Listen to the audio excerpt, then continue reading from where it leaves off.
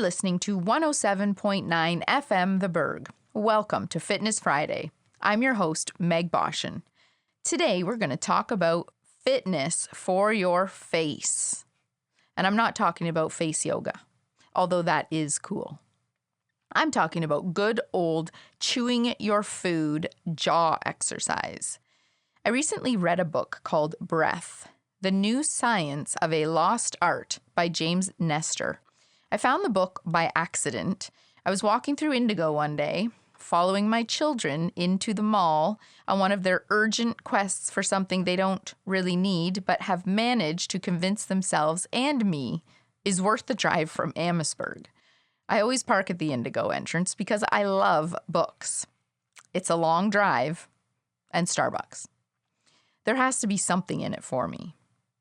I rarely go to Indigo looking for something specific. I just love the experience. The bright colors in the kaleidoscope of merchandise, not something you get with online shopping. And if you're of my generation, you realize may also be a lost art someday. The art of merchandising. The display of items that you can see, touch, and try before you buy. Beautiful displays are irresistible. That's their superpower. And that's how I stumbled upon this book. And for no other reason than it had a beautiful bright yellow cover and was strategically displayed at the edge of a table along the main walkway of the store. What a beautiful cover. Stop, open the cover, read a few lines. Fascinating. As I was deep in my studies of yoga at that time, it felt like synchronicity at its finest. God at work. Meant to be. I'll grab it on my way out. And I did. The book is packed with great info and practical advice for improving the quality of your breath and life.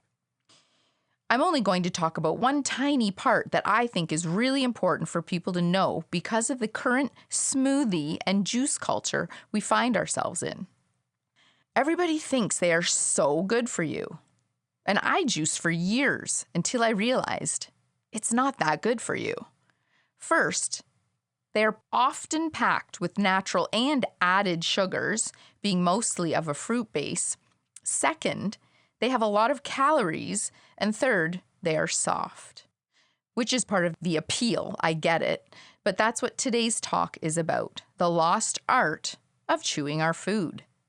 Nestor writes, the more we gnaw, the more stem cells we release, the more bone density and growth will trigger, the younger we'll look, and the better we'll breathe.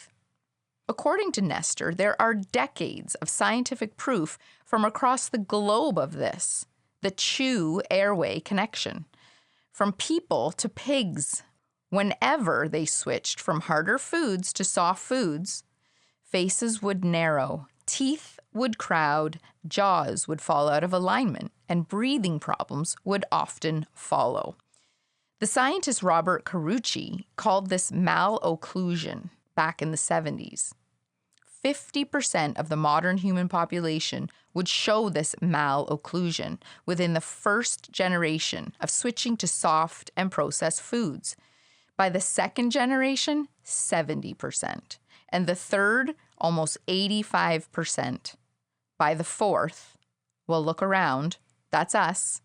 Now, some 90% of us have some form of malocclusion, aka breathing issues. The book is fascinating. I highly recommend it.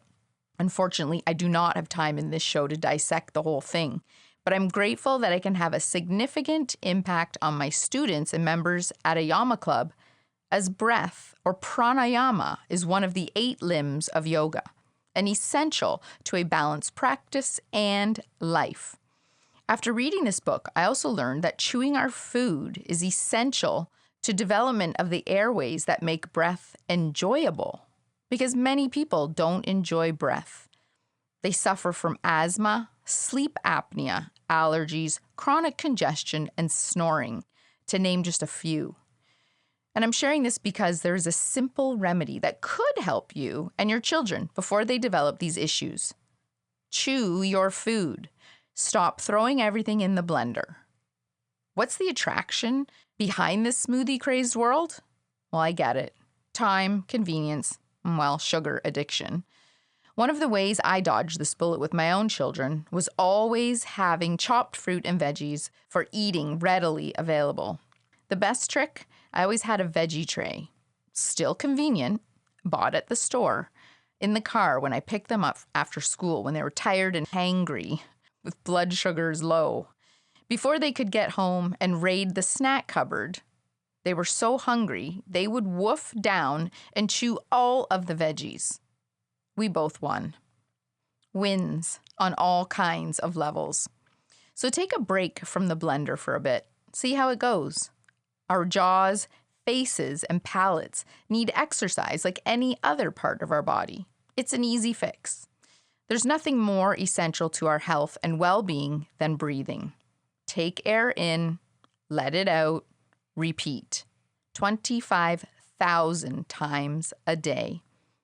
Yet, as a species, humans have lost the ability to breathe correctly, with grave consequences.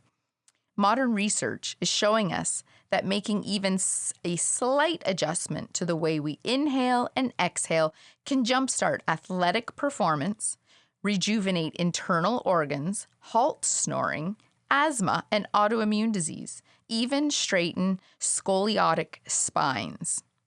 Pass on the smoothies, folks. Don't buy them for the kids. Go good old chewable food, a veggie tray. Pass on the juice. Grab an apple. Start eating and chewing your food. It may just change your life. James Nestor believes it just might save your life.